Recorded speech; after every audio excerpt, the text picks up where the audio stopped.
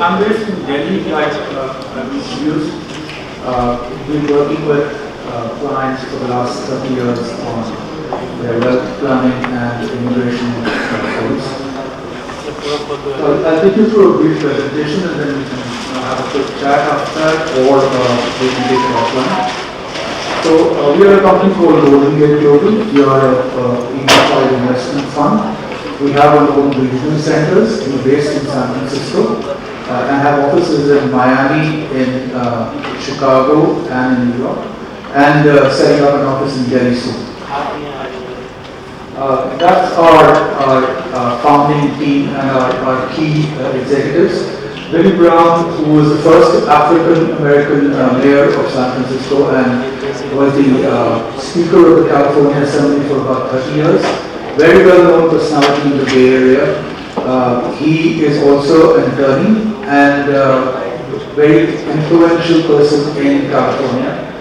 He's also been honored by changing the name of the Bay Bridge to his name, to Billy Brown Bridge.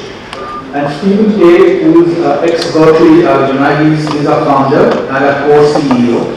He's been practicing law for 50 years, out of which 35 years has been in real estate law. So they understand, between Billy and Stephen, they understand the entire real estate market in the Bay Area. We tend to do most of our projects in and around the Bay Area because we are very well versed in that side of the business. Our other co-founder is Mark. Mark is ex-Stanford. He's worked in financial services area for a very long time, specializing in real estate. He's ex-Lehman, ex-Pahwa brothers. He's done a lot of work on that. And the team is actually helped and run by Jeff, who is our COO. Jeff himself has been instrumental in raising more than $500 million in EB5 investors. He was first earlier with another regional center, and he now runs as chief operator of our firm and also the CEO of our broker dealer called Berinderpal Global Financial. So, very essential when you start looking at an EB5 investment. It's very critical that you look at the regional center you're going to be working with. It's essential that the regional center has a good track record, not only raising money, but also making sure that your money comes back to you. So if you look at us, we've been doing this for 12 years. We raised more than $700 million. Almost 1,400 investors, 85 investors, 15 projects. No defaults in our projects, all our projects are approved. And very importantly, the last 2 points, we've repaid capital of more than $200 million out of the 700.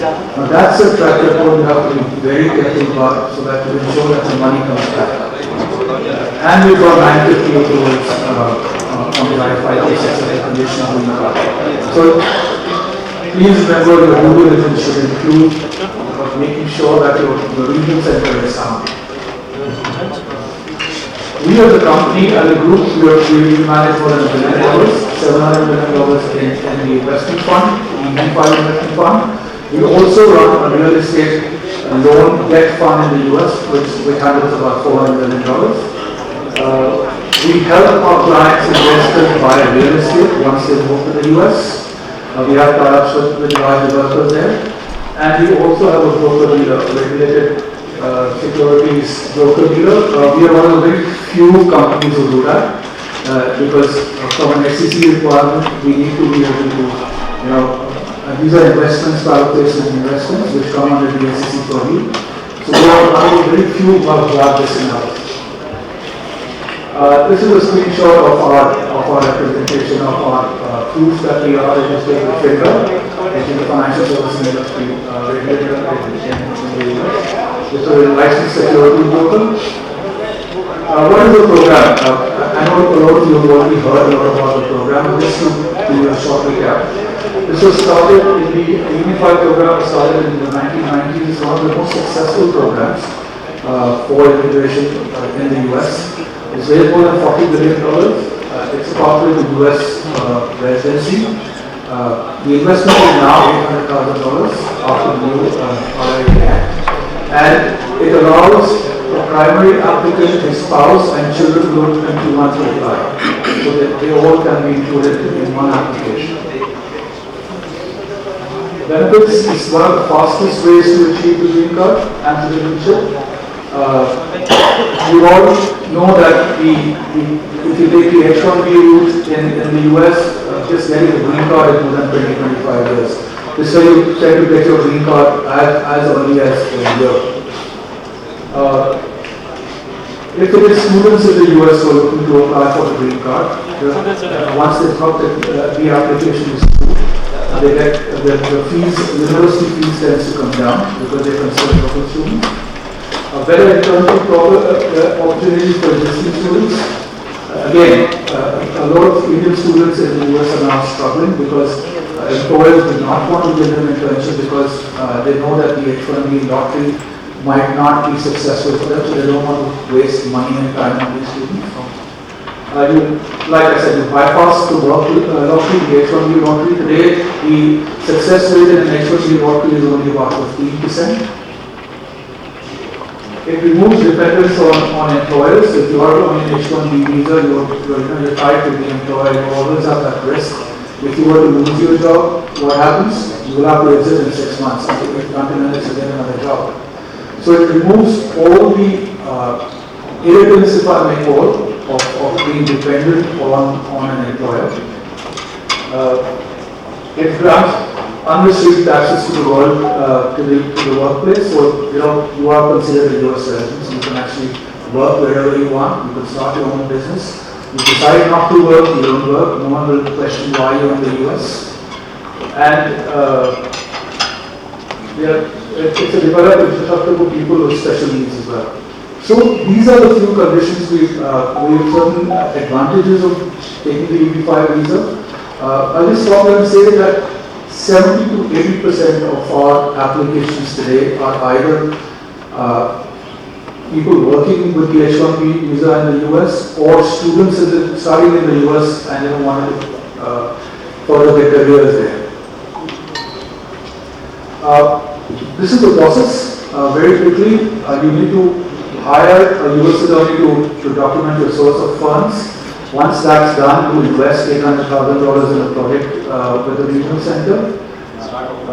The application for the green card gets approved in a time frame of 18 to 24 months. Some rural projects are getting approved in less than a year. So these are conservative time frames based on what we've seen in the past. Once you get your approval for the conditional green card, you actually need to go to the US consulate for an interview. That is done in India in BKC. The wait time in that tends to be about 6 months, but we believe they're carrying up faster interviews. Once you get once you've done the interview, they will stamp your passport with an immigrant visa. You actually go to the US. And once you land there, the conditional green card is then mailed to your US address. Once you receive your conditional green card, within 21 to 24 months, you need to actually apply for removal of conditions. What does this mean? This basically means you're telling the US Immigration Services that A, I've invested $800,000, B, that $800,000 went into an approved project, and that project will actually create 10 jobs for the investment I've made. How does the US Immigration Services get this information? We as a regional center will provide this information to you and to your immigration attorney who then files again. Once this is filed, it takes about between 30 to 36 months to get your final unconditional green card. And you are eligible for your citizenship. You can apply for your citizenship 5 years after you receive your conditional. So these are other timelines. If things improve, we are seeing an improvement. It will become slightly better. Now, if you are in the US, the initial process is the same. You apply for your US source of funds. You apply for your I-5 which is your conditional green card application. After that, you apply for adjustment of status and a work permit. So what happens is, once you give that application, The US Immigration Services will process what is called an EAD or a work permit within 3 to 6 months. What that means is after that you do not require sponsorship.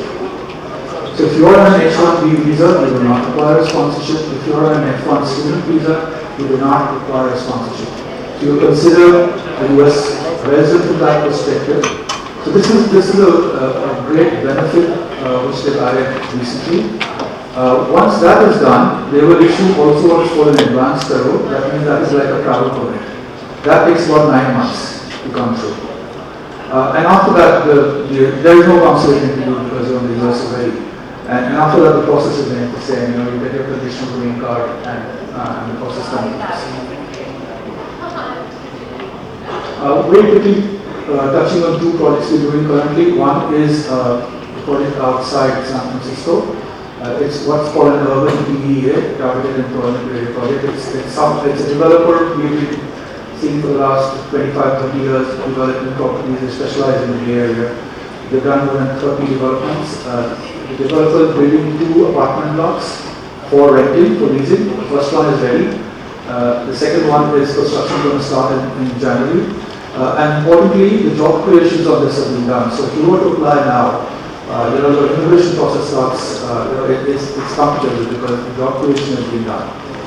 And this, like I said, these are loans to the developer. The term loan, term of the loan on this is 5 years, extendable by 1 year. And they pay a coupon or an interest of 1% per year. The other project is a new project we started in Sun Valley, Idaho. It's a rural project. So you will have the benefit of a 20% set aside prior to processing, etc. This is a hotel coming up, a boutique hotel, 7 hotels and some apartments in Sun Valley, which is considered a very popular ski resort in winter. All the billionaires have homes there. There is a dearth of rooms, hotel rooms there. There are not allowed chains of hotels. You won't have a Marriott or a Hyatt there. So this is a small brand. They will have a Michelin star restaurant and a lot of conference space. It's very popular in summers for conferences. So these are 2 projects. We are. There are 2 things you need to be careful when making the 85 investment. A, how do you select your regional center? Now there are more than 600 regional centers in the US. How do you decide where your money should go and how do you make sure that you get your green card, your money and your money coming back? So what is the priority of a regional center? It is, you have to ask these questions. Are they focused on EB5 only? Are they specialists in EB5? Will they be around for the full cycle? Will they be still around when your money is due in 5 years and your green cards are due? And are they independent? What we mean by independent is how do you ensure that the EB5 regional center itself developing its own projects? It has to be an arm's length. That's where the delivery comes in. You look at experience and track record, you see how many years they've been around, how many projects have they done, how many clients have been repaid, and of course, what is the focus of the regional center? We as a regional center tend to be focused more on the Bay Area and in and around because that's how we know that area very well. We can manage and monitor those projects. And what industries, do they keep shifting industries? We are only into real estate. So all our EB5 projects till now are in real estate. And these are loans which go out to the EB5, to the developers. When you're selecting a project, few things you should be careful about. This is purely part of information and education. How much of the equity that has the developer put himself? Now we try to ensure that the developer has at least 30% of this.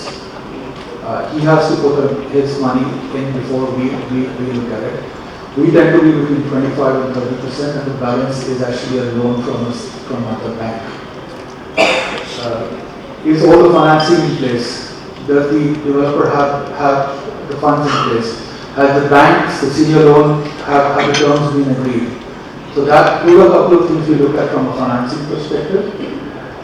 Is there a completion guarantee? Now what happens in a lot of projects is the developer starts constructing and cannot complete. So what happens to the money? What happens to the investor? What we do is we take a completion guarantee from the developer and from the investors in the project, the shareholders of the project. That is another way of ensuring that if there is a delay or default, then we know that the completion guarantee, someone will have to either complete it or pay the money back. Who is issuing the guarantee? Again, like I said, it is the developer, like getting the bank to do it, these are the shareholders or investors who are doing it. And lastly, what is the exit strategy? How will the developer pay back that money? If it is a 5-year loan or if it's a 3-year loan, how does he have funds to repay? Will he refinance? How does that work? Because you don't want a situation where the project is complete, but you can't get your money back because the developer cannot refinance or repay. That is very important. And is there any penalty if the developer does not repay? So these are all part of our due diligence. We are very careful about that. Like I said, for 3 projects, we haven't defaulted. So we have a 100% track record at this stage. And we have a large team in the US doing our due diligence. We've got almost 30 people in the US. So that's about us.